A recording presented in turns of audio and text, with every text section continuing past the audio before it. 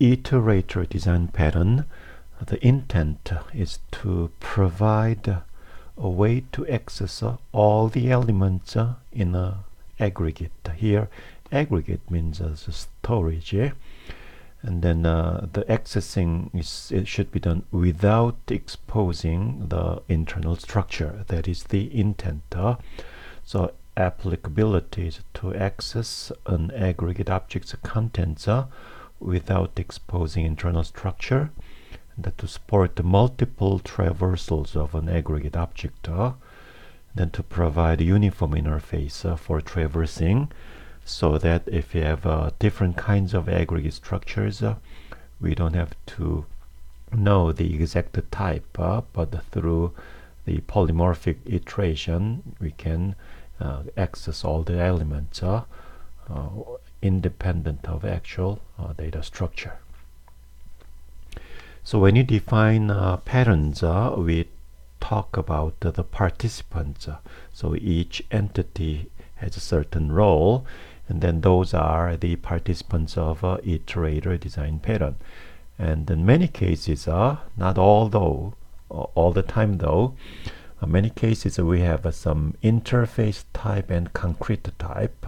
As you know, the interface defines simply the behavior. So here, interface defines some behavior.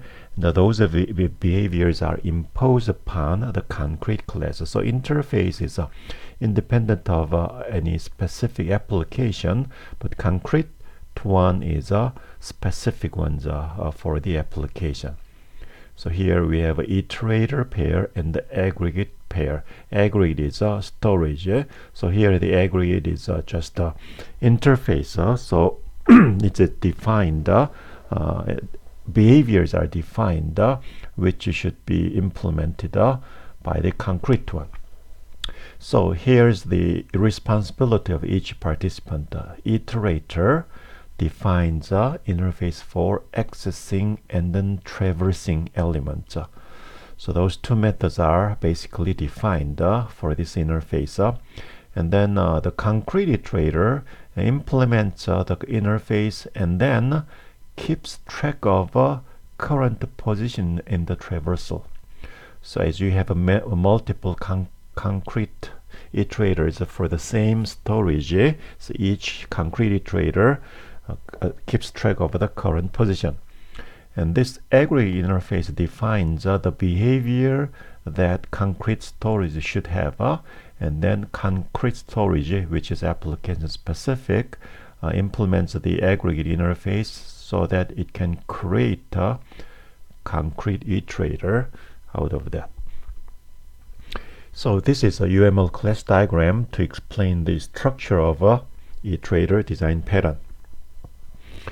So client uses the actual storage through aggregate interface, and by having iterator out of the concrete aggregate. So concrete aggregate creates concrete iterator, and the concrete iterator have access to the concrete aggregate, but the client needs not know the details of the aggregate or concrete iterator, but uses the common interface through iterator or aggregate interface.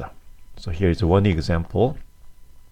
So I have defined storage for students. It's named as a student aggregate.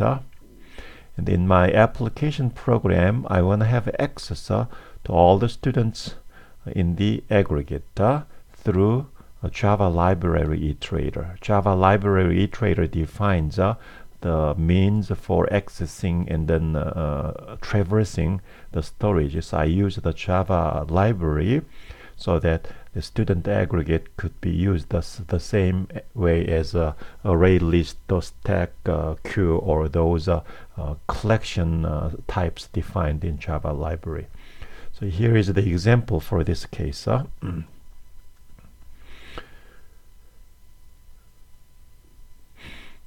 So here, first of all,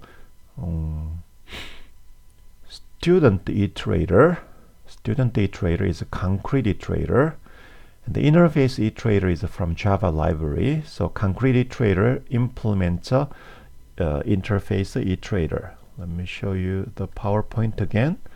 Here, concrete iterator implements interface iterator and then keeps track of the current position. That's a responsibility of a concrete iterator.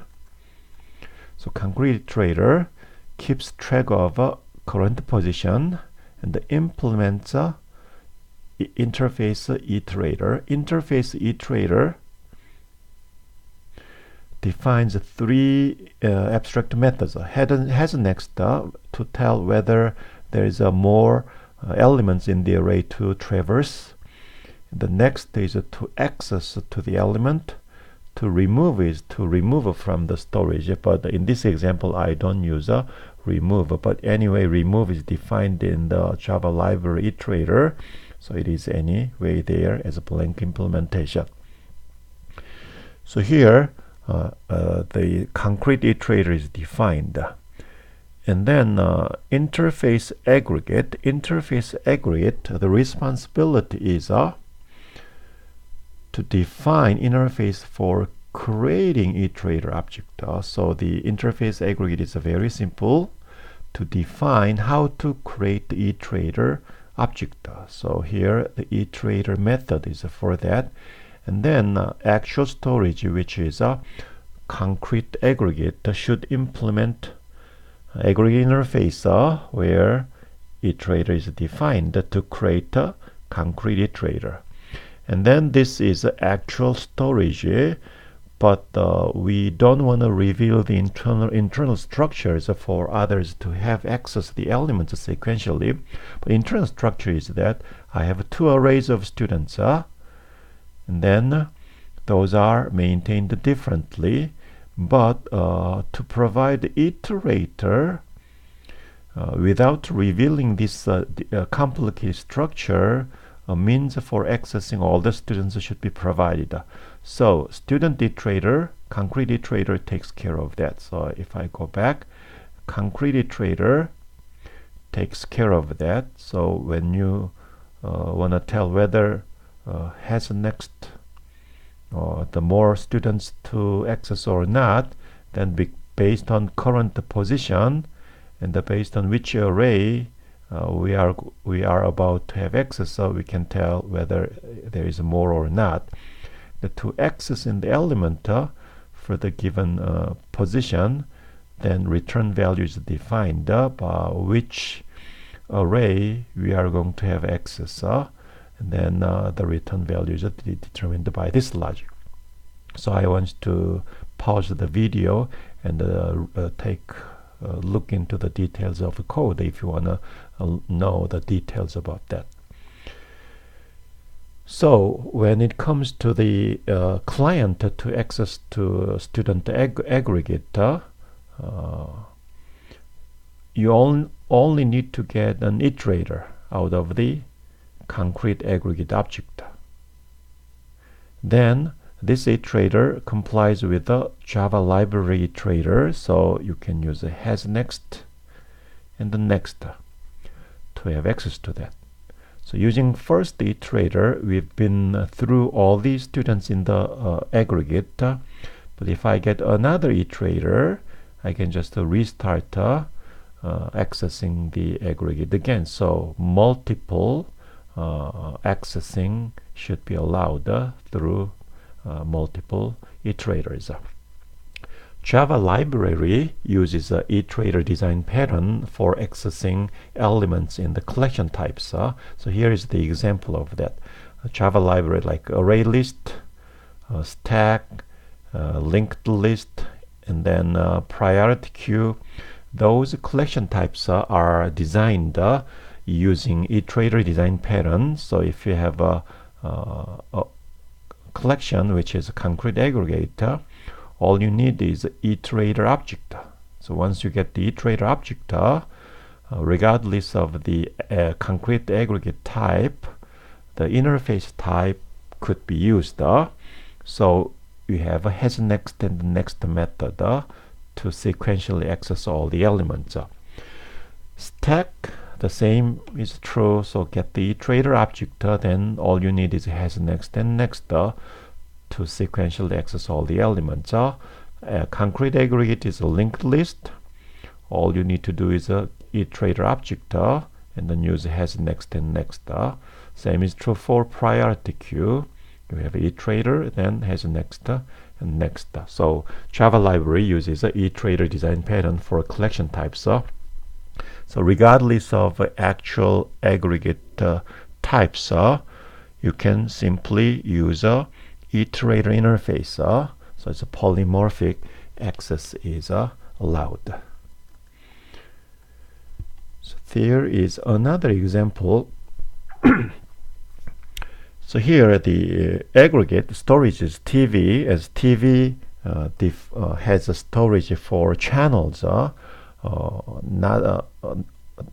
and also the TV remembers only those channels that are on air, and the channels not on air are, you could delete that, something like we have in actual TV in our life. Those through the remote you can program that one. And then we want to have access to the channels in the TV as a client part. So like the previous example, we only use a aggregate interface and then iterator interface to have access to all the channels in TV. For doing so, TV should provide a channel iterator. So let me take a look at the code. So here is another example.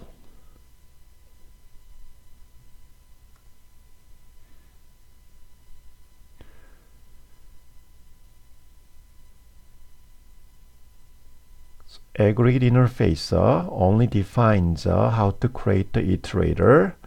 Let me show you back the participants of iterator pattern. So concrete aggregate defines how to create the iterator object.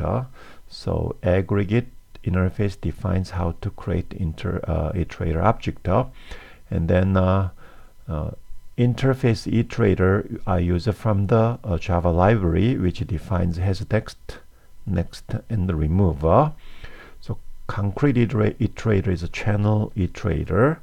The concrete iterator implements iterator interface and then keep track of the current position. So those two are implemented. So position is to keep track of a current channel, and then implement the Java library iterator.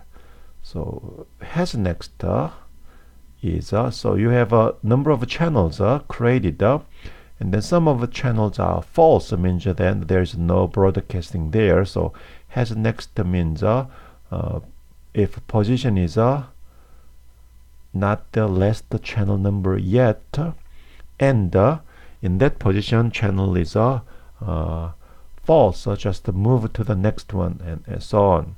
So if we find a channel position with a true, we return true, otherwise false. So has next is just to get the value of a current position. So that's a iterator is defined. Then TV is a concrete aggregate which implements aggregate interface. So in terms of a participant, concrete aggregate implements iterator creation interface defined in aggregate interface.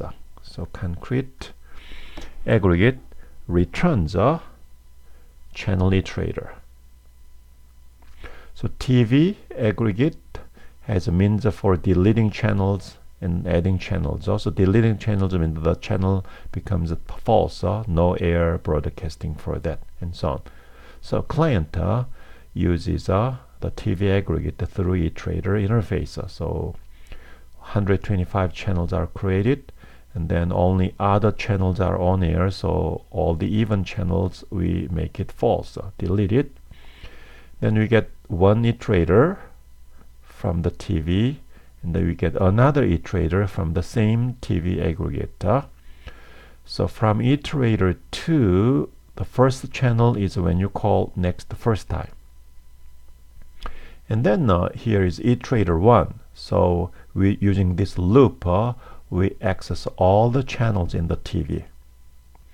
But if I use Iterator 2 again and then call next, then it's only from second channel. So a simultaneous access is allowed. So here it says that